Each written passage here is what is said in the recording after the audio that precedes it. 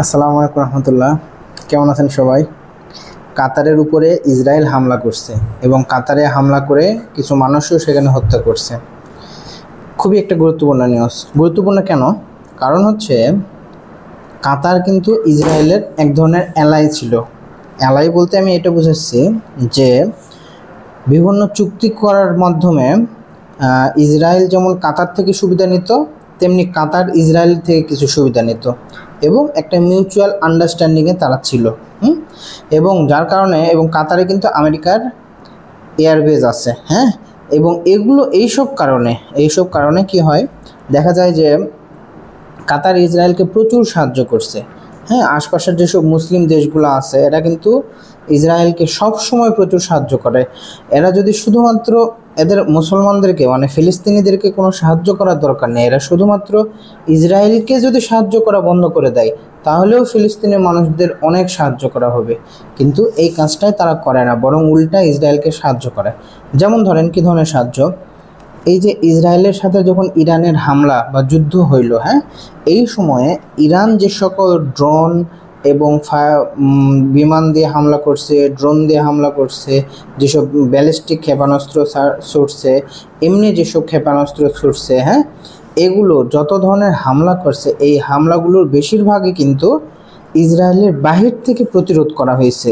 এবং ইসরায়েলের বাহির থেকে যে প্রতিরোধ করা হয়েছে তার বলতে গেলে 60 to 70% প্রতিরোধ করা হয়েছে সব মুসলিম দেশগুলো থেকে। এই যে যেমন ধরেন হচ্ছে কাতার, তারপরে হচ্ছে এই সাইডে হচ্ছে সাহায্য করে মিশর, ওই সাইডে সাহায্য করে হচ্ছে সংযুক্ত আরব আমিরাত, এগুলোতে সব হচ্ছে আমেরিকার হচ্ছে বেজ আছে, হ্যাঁ। এবং আমেরিকার যে বেজগুলো আছে সেই বেজগুলো থেকে এই যে যত ধরনের হয় এগুলো মানে ইসরায়েলের উপরে যে হামলা করছে ইরান, সেই হামলাটা প্রতিহত করছে এই সকল বেজ থেকে। আমেরিকা অধিকাংশ হামলা প্রতিহত করছে। এবং এই মুসলিম দেশগুলো যদি আমেরিকাকে কোনো অ্যাক্সেস না দিত, ইসরায়েলকে কোনো অ্যাক্সেস না দিত, তাহলে যেটা হইতো সেটা হচ্ছে ইসরায়েল আজকে অর্ধেকের বেশি ইসরায়েল ধ্বংসস্তূপে পরিণত হয়ে থাকতো শুধুমাত্র ইরানের হামলার কারণে।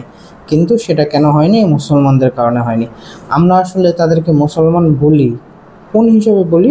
যে তারা একটা মুসলিম দেশের শাসনকর্তা বা শাসক, সেই হিসাবে আমরা কিন্তু তাদেরকে মুসলিম বলি। কিন্তু প্রকৃতপক্ষে তারা কিন্তু আসলে মুসলিম না এই অর্থে। কেন মুসলিম না? কারণটা হচ্ছে তারা মুসলমানদের প্রকৃত কোনো সাহায্যই করে না। শোনেন, আপনি একটা দেশকে সাহায্য করতেছেন কিসে? সামরিক সাহায্য করতেছেন, তাকে সাহায্য করতেছেন। সে ফিলিস্তিনের উপরে হামলা করে নিরীহ হাজার হাজার মানুষকে হত্যা করতেছে, নিরীহ মুসলমানদেরকে হত্যা করতেছে, নিরীহ শিশুদেরকে হত্যা করতেছে। আর ফিলিস্তিনিতে শুধু মুসলমান বাস করে এমন তো না, মুসলমানের সাথে সেখানে খ্রিস্টান বাস করে, ইহুদি বাস করে, অন্য ধর্মের মানুষও বাস করে। সবার উপরে তারা সমানভাবে হামলা করতেছে। এবং তারা যখন হামলা করে তখন কে মুসলমান, কে ইহুদি, কে খ্রিস্টান বা কে হিন্দু এইটা দেখে হামলা করে না। তারা দেখে এরা প্যালেস্তাইনের ভূমিতে বসবাসকারী মানুষজন, এদেরকে হামলা করো, এদেরকে মেরে ফেলো, এদেরকে মেরে ফেলা জায়েজ, এদেরকে হামলা করে এখান থেকে তাড়িয়ে দাও, এদের ভূমি ধীরে ধীরে দখল করো এবং এটা আমরা নিজেদের দখলে নিয়ে নিই। এই কাজটাই কিন্তু তারা করতেছে এবং এই কাজে তাদেরকে সাহায্য করতেছে অনেকভাবে মুসলমানরা বলতে মুসলিম শাসকরা, হ্যাঁ, মুসলমান দেশের শাসকরা কিভাবে করতেছে? তারা বিভিন্ন চুক্তির মাধ্যমে করতেছে। এইটা খুব ইম্পর্ট্যান্ট, হ্যাঁ। কাফের মুশরিকরা, ওই সকল দেশের শাসকরা তারা খুব ভালোভাবে জানে যে ধরেন তারা যদি কোনো চুক্তি না করে রাখে তাহলে কিন্তু এইসব দেশরা যে কোনো সময় হামলা করে ফেলতে পারে বা যে কোনো সময় ফিলিস্তিনিকে সাহায্য করবে, হ্যাঁ। এই জন্যই তারা আগে বিভিন্ন দেশের সাথে চুক্তি করে রেখে দেয় যে তোমরা হামলা করতে পারবে না, এরকম টাইপের বিভিন্ন চুক্তি করে রেখে দেয়। এবং এই যে এইসব চুক্তি করে রাখছে এগুলো কিন্তু সব আশপাশের যত মুসলিম দেশ আছে সবগুলো দেশের সাথে চুক্তি আছে। শুধু তাই না, আমরা একটা সহজ প্রশ্ন করি না, বা অনেকেই এরকম একটা প্রশ্ন করে, আচ্ছা ইসরায়েল তো ফিলিস্তিনের অনেক পরে ইসরায়েলের জন্ম হয়েছে, কিন্তু এত পরে জন্ম হওয়ার পরেও কেন ফিলিস্তিনের কোনো সেনাবাহিনী নাই, ফিলিস্তিনের কোনো পুলিশ নাই, ফিলিস্তিনের কোনো ডিফেন্স ফোর্স নাই, কেন নাই? কিন্তু ইসরায়েলের আছে কেন? এইটাই হচ্ছে এখানেও একটা ফ্যাক্ট। ফ্যাক্টটা হচ্ছে কি, এখানেও একটা ফ্যাক্ট হচ্ছে চুক্তি, এবং এই চুক্তিটা কে কার সাথে করছে? ওই যে আমরা যাদেরকে একসময় মনে করতাম, যাকে মনে করতাম হচ্ছে খুব ভালো প্রেসিডেন্ট, হ্যাঁ, আপনারা নাম শুনছেন কিনা, ইয়াসির আরাফাত। হ্যাঁ, সেই ইয়াসির আরাফাতে আমরা মনে করতাম যে সে খুব ভালো প্রেসিডেন্ট, ফিলিস্তিনের খুব ভালো প্রেসিডেন্ট। আসলে সে ফিলিস্তিনের প্রেসিডেন্ট হইলেও সে ইসরায়েলের স্বার্থ বা ইসরায়েলের যেটা সেটা সার্ভ করছে। হ্যাঁ হ্যাঁ, কীভাবে করছে? চুক্তির মাধ্যমে। তারা ইসরায়েলের সাথে কি একটা চুক্তি করছে, আমি চুক্তির নামটা এই মুহূর্তে আমার মনে নাই। এই চুক্তিটা হচ্ছে, এই চুক্তির আন্ডারে ইসরায়েল তারা যে অংশটাতে আছে, যেটাকে ওয়েস্ট ব্যাঙ্ক বা এরকম কি বলে, ওয়েস্ট ব্যাঙ্ক বলে আর কি, হ্যাঁ, নাকি বলে, এইখানে মানে ফিলিস্তিনের তো বর্তমানে দুইটা অংশ ভাগ হয়ে আছে, একটা হচ্ছে গাজা আর একটা হচ্ছে ওয়েস্ট ব্যাঙ্ক। এই যে ওয়েস্ট ব্যাঙ্ক অংশটা, এই ওয়েস্ট ব্যাঙ্ক অংশটা কিন্তু যারা চালায় সেই সংগঠনের নাম হচ্ছে PLO, হ্যাঁ, প্যালেস্টাইন লিবারেশন অর্গানাইজেশন।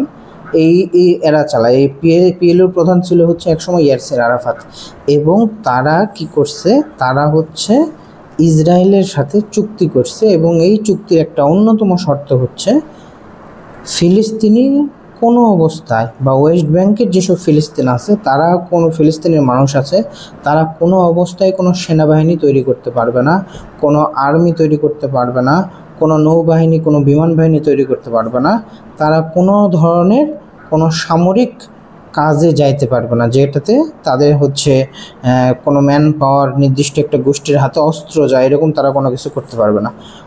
এর বরং উল্টা কি করতে, আরও কি সুবিধা দেওয়া অসুবিধা করছে দেখেন।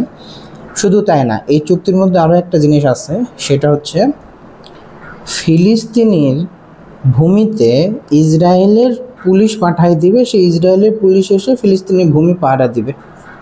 চিন্তা করেন, ফিলিস্তিনের ভূমি ইসরায়েলের পুলিশ এসে পাহারা দিবে, ইসরায়েলের পুলিশ এসে চেকপোস্ট বসায় রাখবে, ইসরায়েলের আর্মি এসে চেকপোস্ট বসায় রাখবে, কিন্তু আপনি আপনার ভূমিতে কোনো ধরনের সেনাবাহিনী রাখতে পারবেন না, আপনি আপনার ভূমিতে কোনো পুলিশ রাখতে পারবেন না, আপনি আপনার ভূমিতে কোনো ডিফেন্স ফোর্স রাখতে পারবেন না।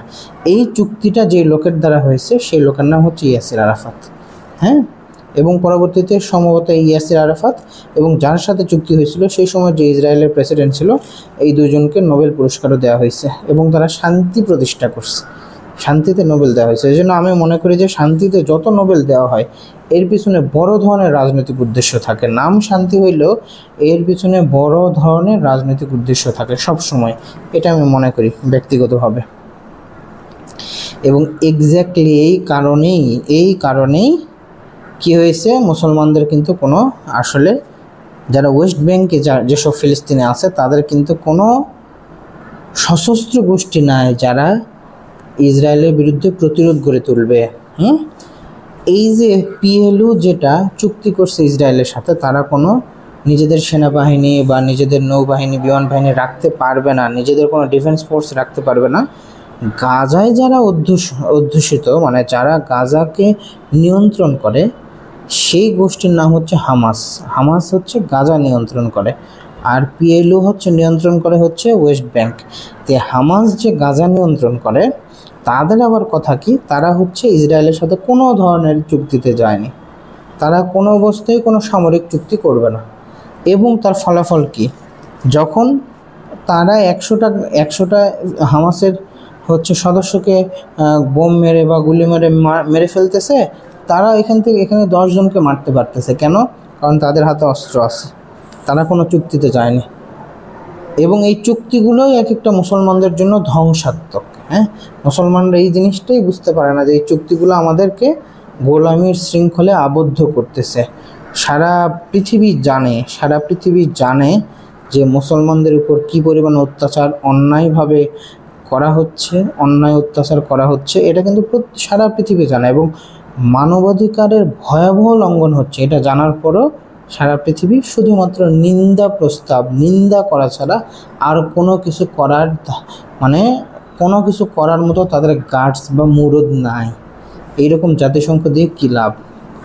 যদি কখনো কোনো মুসলিম শাসক, ওই অর্থে প্রকৃত মুসলিম শাসক কখনো এরকম বড় কোনো রাষ্ট্রের ক্ষমতায় যায়, এবং তার প্রথম কাজ হবে, আমি মনে করি, সমস্ত মুসলিম দেশগুলোকে, যারা প্রকৃতপক্ষে মুসলিম, যারা এক আল্লাহকে ছাড়া দ্বিতীয় কাউকে ভয় করে না, এইরকম মুসলিম শাসক আর যারা আছে তাদেরকে নিয়ে আলাদাভাবে এমন একটা জোট গঠন করে।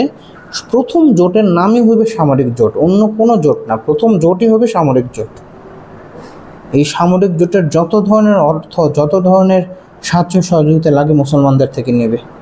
প্রথম দরকারই হচ্ছে সামরিক জোট। মুসলমানদের সামরিক শক্তিতে সবচেয়ে বেশি শক্তিশালী হইতে হবে, কারণ সারা পৃথিবীকে ইসরায়েল কিভাবে কন্ট্রোল করতেছে? হ্যাঁ, ইসরায়েল সবচেয়ে বেশি সারা পৃথিবীকে কন্ট্রোল করতেছে তথ্য এবং প্রযুক্তি দিয়ে।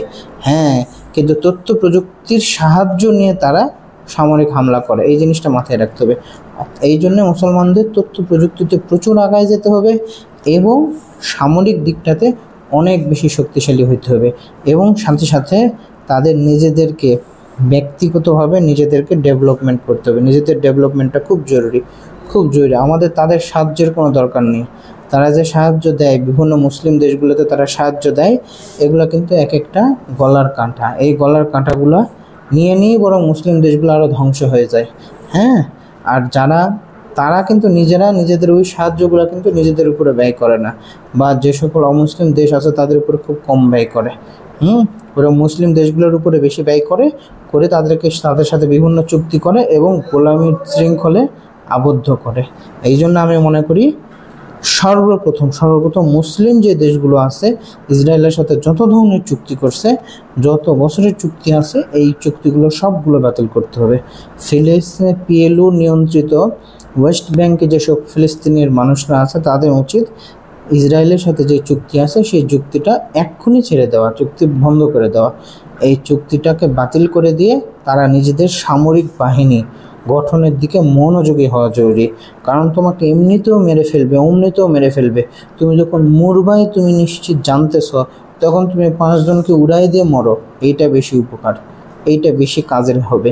তুমি যখন মরে যাবা তখন তোমার নেক্সট জেনারেশন, যেটা তুমি শহীদ হয়ে যাবা, তোমার নেক্সট জেনারেশন জানতে পারবে যে আমার বাবা, আমার দাদা অমুক অমুক অমুক জায়গায় 5 জন বা 10 জন জায়নিস্টকে, 5 জন বা 10 জন দখলদারকে মেরে মরছে, এবং এই বীরত্বটা সারা জীবন আপনি বহন করতে পারবেন।